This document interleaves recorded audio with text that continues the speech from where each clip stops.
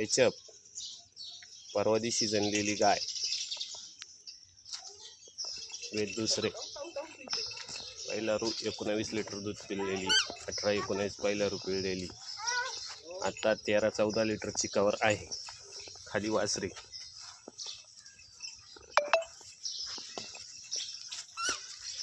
वासरे आहे दात कडदात करती 14 लिटर आत्ता चिकावर आहे काय मोठ्या मापाची खाली वासरी झालेली आहे आज परफेक्ट 3रा दिवस जनून झालेला आहे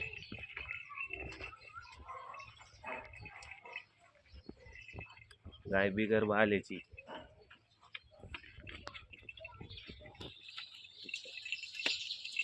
गाय बिगर बाला कुठल्याही प्रकारची खोडकाड नाही